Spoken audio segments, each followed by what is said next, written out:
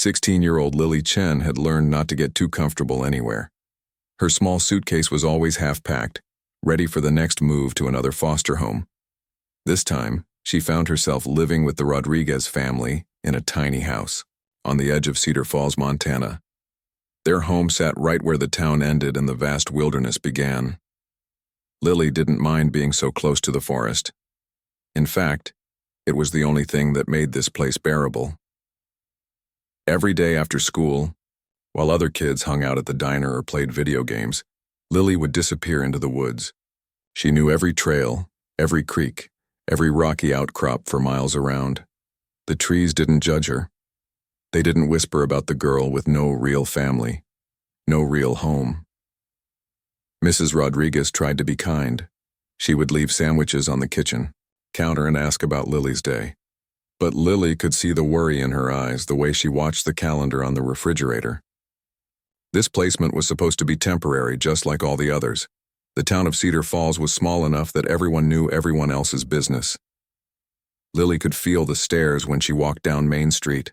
The whispers followed her everywhere. "Poor thing," they would say. "Been in the system since she was 5. Wonder what happened to her real parents." But what most people in Cedar Falls didn't realize was how close they lived to the Blackfeet Reservation. The invisible line between the town and tribal land ran right through the forest where Lily spent her days. She had seen native families on the trails sometimes, but they kept to themselves, and so did she. Two different worlds, side by side but never really touching.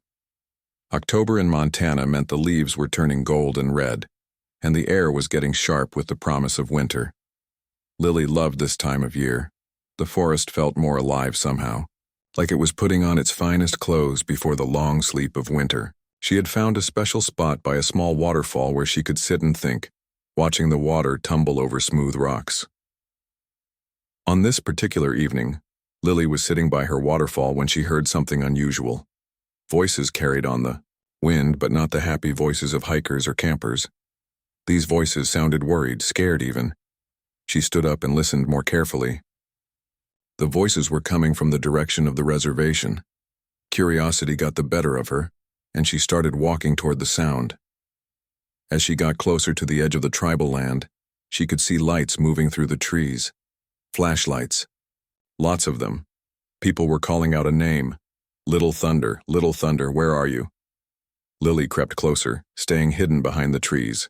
She could see a group of adults gathered in a clearing, their faces tight with worry. A woman was crying and an older man was giving instructions to the other searchers. Even though Lily couldn't hear everything they were saying, she understood what was happening. A child was missing. Her heart started beating faster. She knew what it felt like to be lost, to be alone and scared. Even though she had never been physically lost in the woods, she had been lost in other ways her whole life. The thought of a little kid somewhere in these vast woods, probably cold and frightened, made her stomach hurt. As she watched, the search party started to spread out. They had maybe a dozen people, which seemed like a lot until you thought about how big these woods were. Lily knew every inch of this forest, probably better than most of the searchers. She had spent 3 years exploring every hidden valley, every dense thicket, every place where a scared child might hide or get stuck. One of the searchers, a young man in his 20s, stopped not far from where Lily was hiding. He was talking on his phone and she could hear every word. "Yeah, Mom, it's Little Thunder," he was saying. "You know, the Morrison family's youngest boy. He's only 7. They were having a family gathering, and he just wandered off during the games. Nobody noticed for maybe an hour." He paused, listening to whoever was on the other end. "No, we're going to keep looking for another hour, but then we'll have to wait until morning. It's getting too dark and too dangerous. Wait until morning." Lily thought about how cold it got in these woods at night, especially in October. A 7-year-old wouldn't last long in the wilderness after dark. She thought about the steep ravines, the places where the ground suddenly dropped away, the thick brush where a small person could get completely turned around. The searcher continued his phone conversation. His grandmother is beside herself. You know how close those two are. Little Thunder follows her everywhere, always asking questions about the old stories and the traditional ways. He's such a bright kid, always curious about everything. Lily felt a pain in her chest. She remembered being 7, remembered what it felt like to be curious about the world, to have questions nobody would answer. She remembered the fear of being alone, of not knowing if anyone was coming to help. As the official search party began to pack up their gear and head back toward the reservation, Lily made a decision that would change everything. She couldn't just go home and wait until morning, knowing that somewhere in these woods a little boy was lost and scared. She knew these trails better than anyone. She knew the places where a child might wander, the hidden spots where someone could get trapped. The Rodriguez house was quiet when she slipped back inside. Mr. Rodriguez was watching television, and Mrs. Rodriguez was in the kitchen washing dishes. They barely looked up when she appeared. This was how it always was in foster homes. People were kind enough, but nobody really paid close attention to what she did or where she went. Lily went to her room and changed into her warmest clothes. She put on her hiking boots and grabbed her heavy jacket. In her backpack, she packed a flashlight, some granola bars, a water bottle, and her phone. She had learned to be prepared for anything during her years of wandering the woods alone. Before she left, she stood in her bedroom doorway and looked back at the small space that had been her home for the past few months. Her few belongings were scattered around the room, but it still felt temporary, impersonal, just like every other place she had lived. But tonight felt different. Tonight, she had a purpose that went beyond just escaping her own loneliness. Tonight, she might actually be able to help someone, to make a difference in a way that mattered. She slipped out the back door and headed toward the forest. The moon was only a thin crescent, which meant the woods would be very dark. But Lily had walked these trails so many times that she could probably navigate them with her eyes closed. She knew where the roots stuck up to trip you, where the ground was soft and muddy, where the branches hung low. As she entered the tree line, she thought about the little boy called Little Thunder. What kind of 7-year-old wandered away from a family gathering? Probably the kind who was curious and adventurous, who saw something interesting and followed it without thinking about getting lost. The kind of kid she used to be, before life taught her to be more careful, more cautious about everything. The forest at night was a different world. Sounds were muffled and strange. Every shadow could be hiding something. But Lily wasn't afraid. These woods had been her refuge for years. They were the only place where she truly felt at home. She turned on her flashlight and began to search, calling out softly, "Little Thunder? Can you hear me? I'm here to help you." Her voice seemed to disappear into the darkness, swallowed up by the vast wilderness that stretched for miles in every direction. Somewhere out there, a little boy was waiting to be found, and Lily was going to find him, no matter how long it took. The beam of Lily's flashlight cut through the darkness as she made her way deeper into the forest. She had decided to start her search at the place where the official search party had given up. It made sense to begin where they had left off, to look in the areas they might have missed. The first thing she noticed was how many footprints covered the ground. The searchers had trampled the area pretty thoroughly, making it hard to spot any signs that Little Thunder might have left behind. But Lily was patient. She had learned patience during all those lonely afternoons in the woods, watching animals and learning to notice the small details that most people missed. She got down on her hands and knees, moving her flashlight slowly, back and forth across the ground. Most of the footprints were from adult hiking boots, but there, at the very edge of the disturbed area, she spotted something different. A small print in a patch of soft dirt, barely visible unless you knew what to look for. The print was from a child's sneaker, and it was pointing away from the main search area, toward a part of the forest that was steeper and more difficult to navigate. Lily felt her heart start to beat faster. The searchers had probably assumed that a 7-year-old wouldn't go toward the harder terrain, but Lily knew that kids often did exactly what adults didn't expect them to do. She stood up and shined her light in the direction the small footprint was pointing. The trail led upward toward a rocky area that Lily knew well. It was the kind of place where a curious child might think he was having an adventure, not realizing how easy it was to get lost or hurt. "Little Thunder," she called out, not too loudly. She didn't want to scare him if he was hiding somewhere nearby. "My name is Lily. I'm here to help you get back to your family." Only the wind in the trees answered her. She began to follow the faint trail, looking for more signs. Every few yards she would find something. A small scuff mark on a rock where someone had slipped. A broken twig at exactly the right height for a 7-year-old to have brushed against it. Lily had always been good at puzzles, and this was like solving the world's most important puzzle. The temperature was dropping fast. Lily could see her breath in the beam of her flashlight, and she was grateful for her warm jacket. But what about Little Thunder? What was he wearing when he disappeared? She tried to remember if the searchers had mentioned anything about his clothes, but she couldn't recall hearing any details. As she climbed higher into the rocky terrain, the trail became harder to follow. The ground was mostly stone here, and stones don't hold footprints. But Lily had another advantage. She knew how a scared person thinks because she had been scared so many times in her own life. When you're lost and frightened, you look for shelter, for some place that feels safe and protected. She started checking all the places where a small person might try to hide. Behind large boulders, under overhanging rocks, anywhere that might seem like a good hiding spot to a 7-year-old. Each time she found an empty space, her worry grew a little stronger.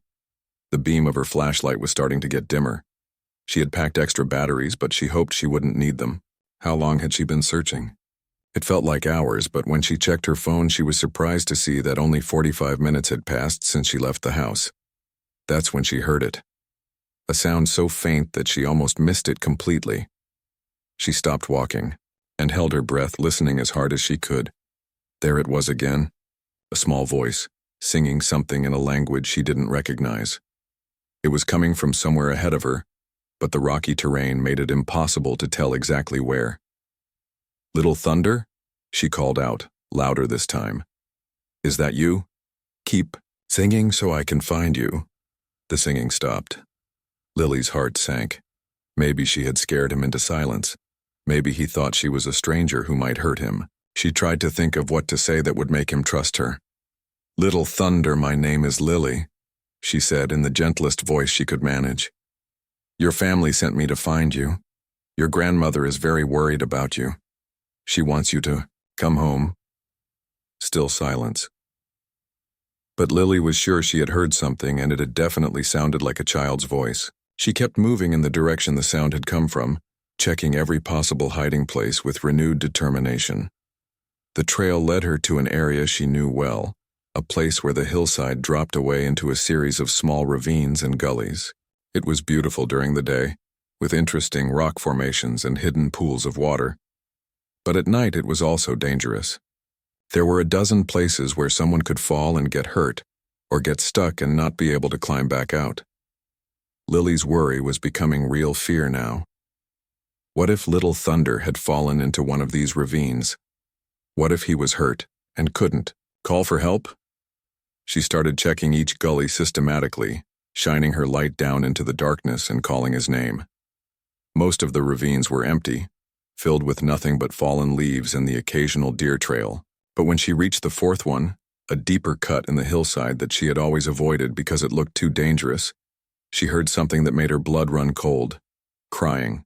Soft, frightened crying echoing up from the bottom of the ravine. "Little Thunder?" she called down. "Is that you?" The crying stopped for a moment. Then a small voice answered. "Help me, I can't get out." Lily felt a mix of relief and new worry wash over her. She had found him. He was alive, and he could talk, which meant he probably wasn't badly hurt. But he was trapped at the bottom of a ravine that was at least 15 feet deep, and she had no idea how she was going to get him out. She lay down on her stomach at the edge of the ravine and shined her flashlight down. At the bottom, she could see a small figure sitting against the rocky wall. He looked up at her light and raised one hand to shield his eyes. "Are you hurt?" she called down. "My leg is stuck," came the reply. "I tried to climb out, but I can't. Move it." Lily could see the problem. Little Thunder's leg was wedged between two fallen logs that had created a natural trap. He had probably tried to step over them and slipped down, and now his leg was caught in a way that would make it impossible for him to free himself. She sat back and tried to think. She could call for help on her phone, but she checked and saw that she had no signal this deep in the woods. She could go back and get the adult searchers, but that would take at least an hour, and Little Thunder was already getting cold and scared. Or she could try to get down there herself and free him. Lily had never been afraid of heights or challenging climbs. She had been scrambling around these rocks for years, and she was probably one of the few people who could safely make it down into this particular ravine. But if something went wrong, if she got hurt or stuck herself, then both she and Little Thunder would be in serious trouble. She looked down at the little boy again. Even in the dim light from her flashlight, she could see that he was shivering. His lips looked dark, which meant he was getting really cold. He needed help now, not in an hour. "Little Thunder," she called down. "I'm going to come down and help you, okay? But I need you to stay very still and not try to move until I get there." "Okay," came the small voice from below. "Are you going to tell my grandmother that I'm sorry? I didn't mean to get lost, I was just following a rabbit." Lily felt her throat tighten. Of course he had been following a rabbit. That's exactly what a curious 7-year-old would do. "You can tell her yourself when we get you home," she said. "I'm coming down now." She put her backpack on tight and started looking for the safest way down into the ravine. This was going to be the most dangerous thing she had ever done, but she couldn't leave Little Thunder trapped and alone in the darkness. Some things were worth the risk. Lily took off her backpack and set it carefully at the edge of the ravine. She would need both hands free for the climb down. The flashlight went into her jacket pocket where she could still reach it, but it left her mostly climbing in darkness. The sides of the ravine were steep but not completely vertical. There were enough handholds and footholds that an experienced climber could make it, but one wrong move could mean a serious fall. Lily had been climbing rocks since she was little, Thunder's age, back when she used to escape into the woods to get away from whatever foster home wasn't working out. Fear had taught her to be careful, and loneliness had taught her to be self-reliant. "I'm starting to climb down now," she called to Little Thunder. "Just keep talking to me so I know you're okay." "I'm scared," came the small voice from below. "I know," Lily said, testing her first foothold. "I'm scared too. But sometimes being brave just means doing the right thing even when you're scared." She had learned that lesson the hard way, in a dozen different foster homes where she'd had to stand up for herself or protect younger kids from bullies. Being brave didn't mean you weren't afraid. It meant you didn't let the fear stop you from doing what needed to be done. The climb down was slower than she had hoped. Every step had to be tested carefully, every handhold checked to make sure it would support her weight. About halfway down, her foot slipped on a loose rock, and for a terrifying moment she hung by her hands alone, scrabbling with her feet to find another foothold. "Are you okay up there?" Little Thunder called. Lily almost laughed. Here she was, risking her neck to rescue him, and he was worried about her. "I'm fine," she said once she had found solid footing again. "Just taking my time to be safe." When she finally reached the bottom of the ravine, she pulled out her flashlight and got her first good look at Little Thunder. He was smaller than she had expected, probably not much bigger than she had been at 7. His dark hair was messy and full of leaves, and his clothes were dirty from his fall, but his eyes were bright and alert. That was a good sign. "What's your real name?" she asked as she knelt down beside him to examine his trapped leg. "Joseph," he said, "but everyone calls me Little Thunder because I ask too many questions. My grandmother says I'm like a thunderstorm that never stops." Lily smiled at that. She could understand being the kind of kid who asked too many questions. "Well, Joseph, let's see what we can do about getting you unstuck." The situation was more complicated than she had hoped. His leg was wedged between two heavy logs that had fallen in such a way that they created a natural trap. The logs were too heavy for her to move by herself, but she might be able to create enough space for him to slide his leg out. "Does it hurt?" she asked. "Not really," Joseph said. "It's just stuck really tight. I tried to pull it out, but it won't budge." Lily examined the logs more carefully with her flashlight. They were old and partially rotted, which meant they might be weak enough to break if she could find the right spot to apply pressure, but she would have to be very careful not to let them shift in a way that would hurt Joseph's leg worse. "I'm going to try something," she told him. "But I need you to tell me right away if it starts to hurt, okay?" She found a smaller log nearby that she could use as a lever. Physics had been one of her favorite subjects in school, mainly because it made sense in a way that most things in her life didn't. If she could find the right fulcrum point, she might be able to create enough leverage to move one of the logs just enough to free Joseph's leg. It took several tries to find the right angle, and her first few attempts didn't budge the log at all. But on the fourth try, she felt it shift slightly. Joseph's leg moved just a tiny bit, but it was progress. "That's working," Joseph said excitedly. "I felt it move." Encouraged, Lily repositioned her lever and tried again. This time the log moved several inches, creating enough space for Joseph to start working his leg free. But it was slow going, and she could see that he was getting tired. "Tell me about your grandmother," Lily said while she worked. She had learned that distraction was often the best medicine for fear and discomfort. Joseph's face lit up immediately. "She's the best grandmother in the whole world. She knows all the old stories, and she makes the most amazing fry bread. She's teaching me about our traditions and our language. That's why I know some songs in Blackfeet." "Is that what you were singing when I first heard you?" "Yeah, it's a song about finding your way home. Grandmother taught it to me last week. She said if I ever got lost I should sing it and it would help me remember that someone was always looking for me." Lily felt something tight in her chest. What would it be like to have someone like that in your life? Someone who taught you songs about finding your way home? Someone who would always be looking for you if you got lost? She pushed the thought away and focused on the task at hand. With one more good push on her lever, the log moved enough that Joseph could pull his leg completely free. He wiggled his toes and bent his knee, testing to make sure everything still worked properly. "How does it feel?" Lily asked. "It's okay," Joseph said, standing up carefully. "A little sore, but I can walk on it." Now came the really hard part. Getting down into the ravine had been dangerous enough, but getting back up with a 7-year-old who was tired and scared was going to be much more difficult. Lily looked up at the steep walls and tried to figure out the safest route. "Can you climb?" she asked Joseph. He nodded eagerly. "I'm a good climber. I climb trees all the time with my cousins." "This is going to be different from climbing trees," Lily warned him.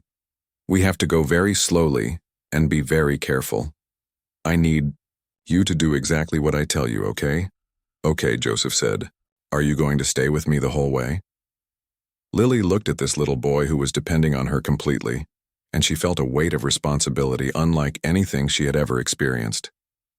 In all her years of taking care of herself, she had never had someone else's safety in her hands like this. "Yes," she said firmly. "I'm going to stay with you the whole way. We're going to get out of here together." But even as she said it, Lily could feel her flashlight getting dimmer. The batteries were running low, and she had left her backpack with the spare batteries at the top of the ravine. They needed to start climbing now before the light failed completely. "Are you ready?" she asked Joseph. He nodded, his small face serious and determined. In that moment, Lily saw something in his expression that reminded her of herself at that age. The look of a kid who had learned that sometimes you had to be braver than you felt, stronger than you were. "Then let's go home," she said, and started looking for the first handhold on what would be the most challenging climb of her life. Getting out of the ravine took almost an hour. Lily had to go first, finding secure handholds and footholds, then guide Joseph to each safe spot.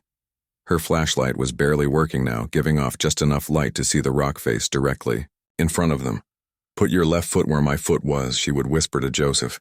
"Now reach up with your right hand to that little ledge, feel it? Good." Joseph was braver than most adults would have been in the same situation.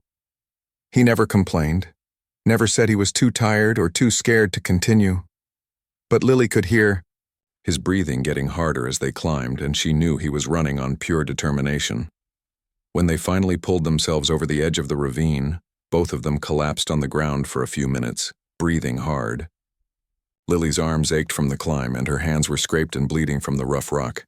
But they had made it out alive. "We did it," Joseph said, his voice full of amazement. "We actually did it."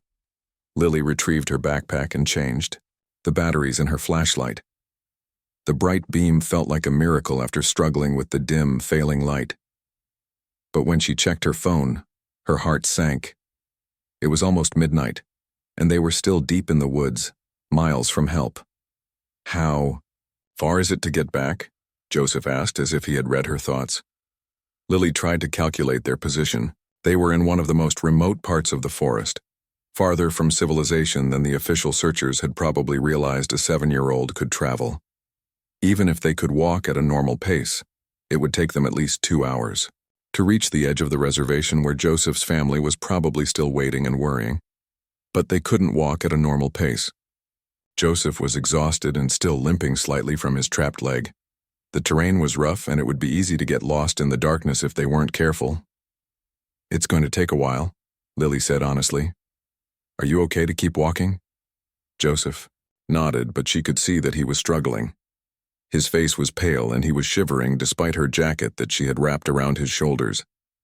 The temperature was continuing to drop, and Lily knew that hypothermia was becoming a real danger. She made a decision that probably saved both their lives. Instead of trying to rush back through the most direct route, she would take them to her secret place by the waterfall. It was actually a longer way around, but the trail was easier to follow, and there was a small cave behind the waterfall where they could rest and get warm. "I know a place where we can stop and rest," she told Joseph. "It's safe and it's out of the wind." Joseph looked relieved. "I don't think I can walk for 2 hours without stopping." The trail to the waterfall was one that Lily had walked hundreds of times, so she could navigate it even in the dark, but it still took them 45 minutes to get there, stopping frequently, so Joseph could rest. By the time they reached the cave, he was stumbling with exhaustion. The cave behind the waterfall was small but dry, and the constant sound of falling water would mask any noise they made. Lily had discovered this place during her first month in Cedar Falls, and it had become her private retreat whenever she needed to escape from the world. "This is amazing," Joseph said as they settled into the cave. "How did you find this place?" "I spend a lot of time in the woods," Lily said. "When you don't really fit in anywhere else, nature becomes your friend." She shared her granola bars and water with Joseph, and gradually his color started to return. The cave protected them from the wind, and their body heat began to warm the small space.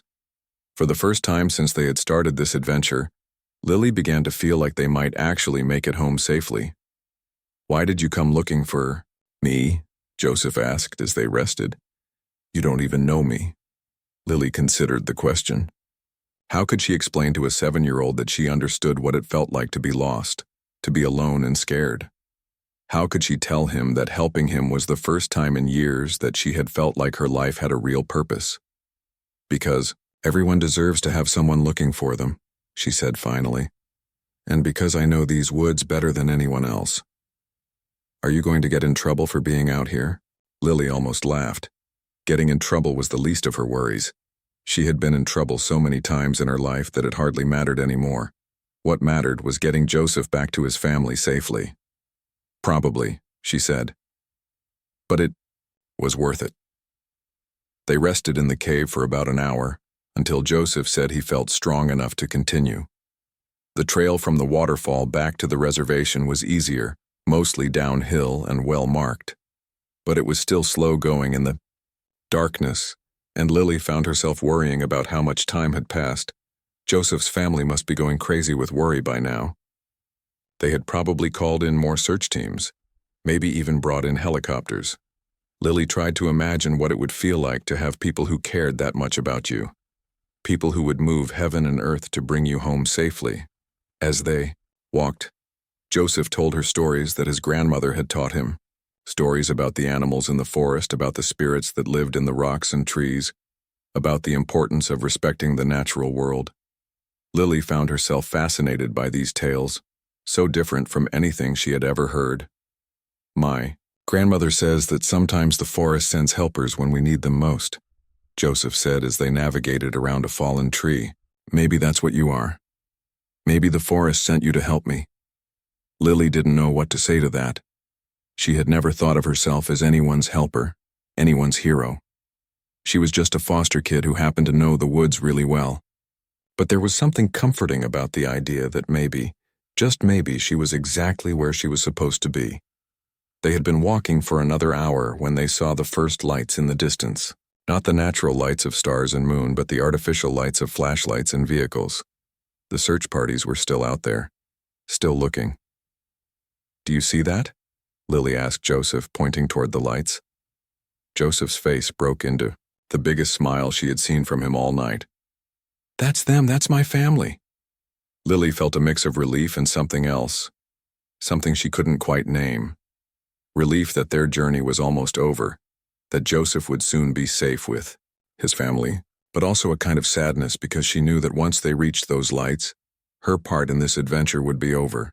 She would go back to being just another foster kid with no real place in the world.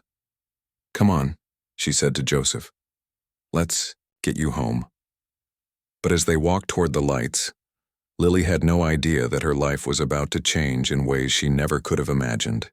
The first person to spot them was a young tribal police officer named David Running Bear. He was scanning the forest with his flashlight when the beam caught two small figures emerging from the tree line. For a moment, he couldn't believe what he was seeing. "I've got them," he shouted into his radio. "I've got Little Thunder. He's alive and he's walking." Within minutes, the quiet forest erupted with activity. Vehicles came roaring up the dirt roads, their headlights cutting through the darkness. People came running from every direction, calling Joseph's name. But the first person to reach them was an elderly woman who moved faster than seemed possible for someone her age. "Grandmother," Joseph cried out, breaking into a run despite his exhaustion. The woman swept him into her arms, holding him tight and speaking rapid Blackfeet through her tears. Lily hung back, watching the reunion and feeling like an intruder in this moment of joy. She had done what she came to do. Joseph was safe with his family, and now she could quietly slip away. But as she started to back toward the trees, the elderly woman looked up and saw her. "Wait," she called out in English. "You, young lady, come here." Lily froze. She wasn't used to being the center of attention, and suddenly there were dozens of people looking at her. Men and women from the tribal community, search and rescue, volunteers, even some people she recognized from town. All of them staring at the 16-year-old foster kid who had somehow brought Joseph home. "This is Lily," Joseph announced proudly. "She climbed down into a big hole to save me, and then she climbed back up, and then she knew where to find a secret cave where we could rest, and then she brought me home. She's a hero, grandmother." The elderly woman approached Lily slowly, studying her face with eyes that seemed to see everything. When she spoke, her voice was gentle but strong. "I am Ruth Little Wolf, Joseph's grandmother," she said. "What you did tonight, child, was very brave. You saved my grandson's life." Lily didn't know what to say. She had never been called brave before. Troublesome, yes, difficult, definitely, but never brave. "I just knew the woods really well," she mumbled, looking down at her feet. "No," Ruth said firmly. "Knowing the woods is one thing, but going out alone in the darkness to help a child you had never met, that is something else entirely. That is courage." By now, more people had gathered around them. Joseph's parents had arrived, along with his aunts and uncles and cousins. The tribal chairman was there and several of the elders. Even some people from town had come, including Mrs. Rodriguez, who looked both relieved and worried. "Lily," Mrs. Rodriguez called out, pushing through the crowd. "Thank God you're safe. We had no idea where you had gone. When we realized you weren't in your room." Lily braced herself for the lecture she knew was coming. The talk about how dangerous it was to go into the woods alone at night, how she could have been killed, how irresponsible she had been. She had heard it all before, in different words from different people, but instead Mrs. Rodriguez just hugged her. "You scared us to death," she said. "But what you did was incredible." The crowd began to part as an older man approached. Lily recognized him as Robert Crow Feather, the tribal chairman. She had seen his picture in the local newspaper. He was a man who commanded respect, and when he spoke, everyone listened. "Young lady," he said to Lily, "our community owes you a debt that we can never fully repay. You risked your own life to save one of our children. In our tradition, that makes you family." Lily looked around at all the faces surrounding her. For the first time in her life, she saw something in people's eyes that she had never seen before when they looked at her. Not pity, not judgment, not the careful distance that adults usually kept with foster kids. She saw respect. She saw gratitude. She saw acceptance. "I want to do something," Ruth Little Wolf announced to the gathered crowd. "This girl has shown the true spirit of what it means to be a protector of children. She has honored our values, better than many who were born to them." The elderly woman turned to face Lily directly. "In our tradition, when someone shows great courage in protecting our community, especially our children, we honor them with a ceremony. If you are willing, I would like to give you a name in our language. A name that reflects what you have done tonight." Lily felt her throat get tight. A name? Her whole life, she had been just a number in the foster care system, just another case file, just another temporary placement.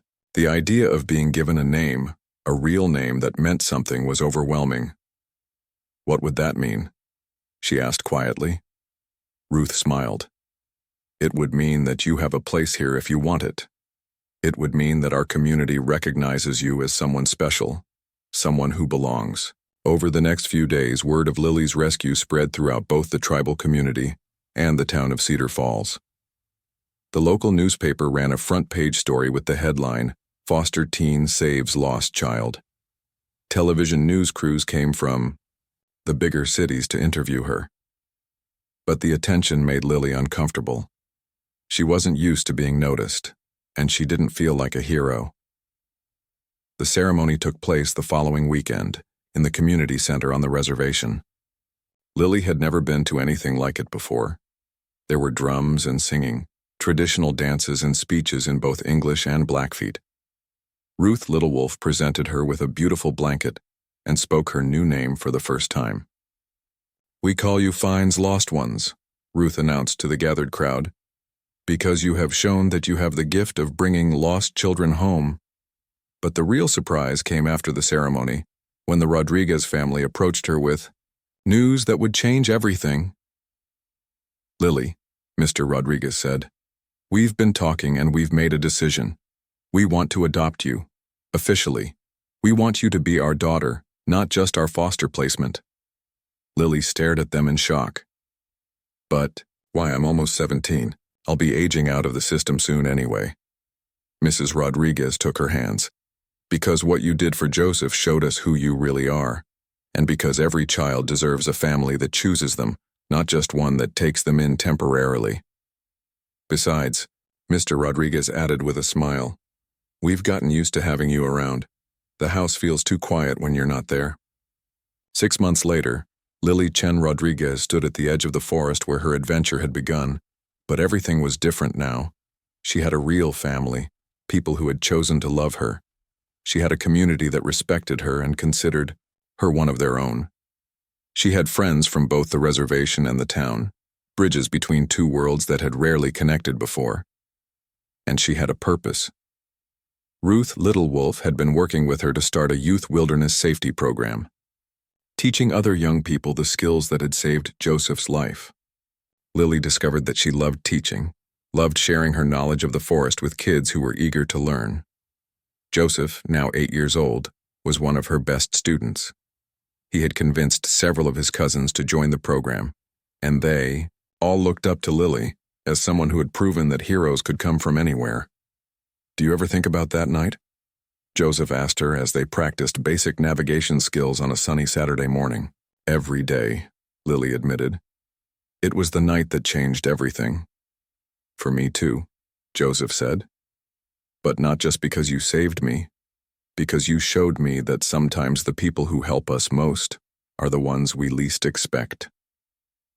Lily looked around, at the group of young people she was teaching, at the forest that had become her second home, at the community that had embraced her. For the first time in her life, she understood what it meant to truly belong somewhere. She had spent years feeling lost, moving from place to place without ever finding home. But sometimes, the path to finding your own place in the world begins with helping someone else find theirs.